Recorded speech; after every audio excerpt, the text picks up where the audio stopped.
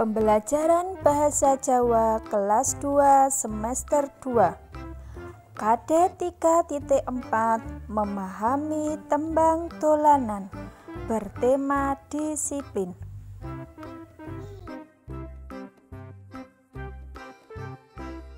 Tujuan pembelajaran: 1. Menyanyikan tembang dolanan.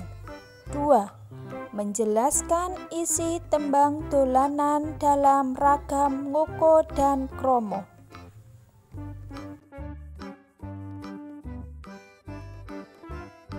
Assalamualaikum warahmatullahi wabarakatuh.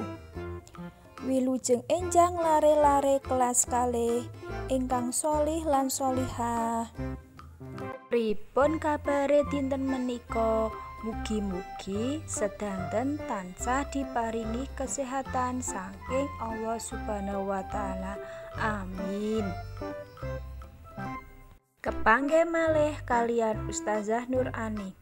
Dinten menika lare-lare badhe sinau basa Jawa babagan tembang dolanan bel wis muni.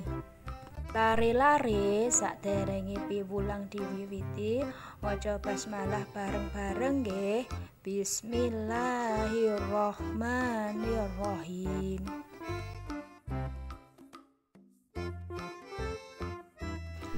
Tembang dolanan jenis tembang sing apik.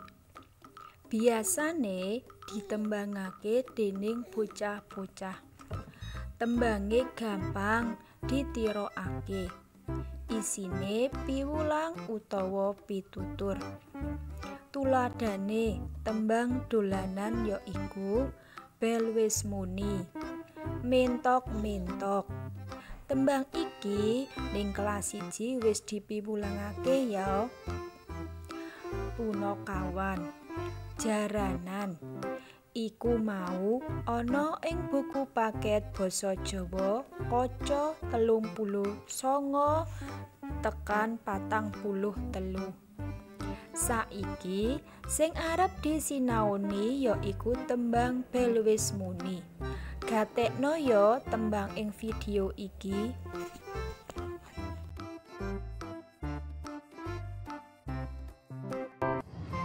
Teng teng teng bel wis muni, jam 6:30 iku mertandani murid padha sinau, padha nganggo piranti iku kang wis mesti.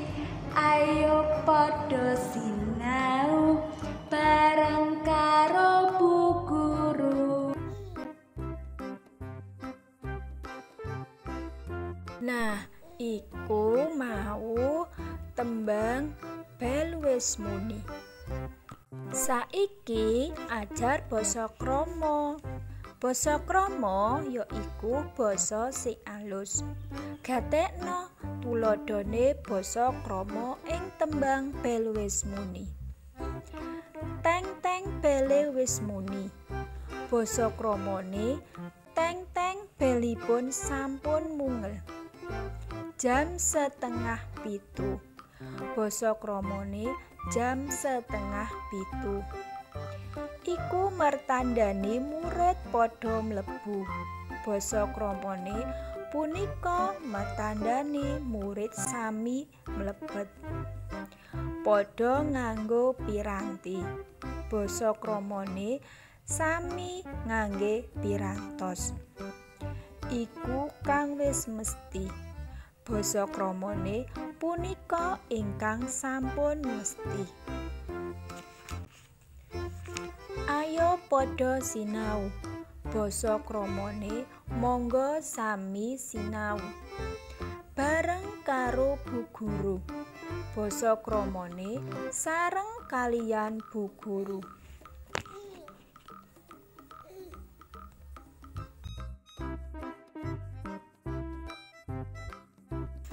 Menika wau piwulang tembang bel wis muni. Tugase bocah-bocah saiki diapalke tembang bel wis muni. Nek wis apal nembange di video kirim ing Ustazah Nur Ani. Semangat yo. Kita pungkasi pasionan niki kali maos hamdalah sesarengan. Alhamdulillahirabbil alamin.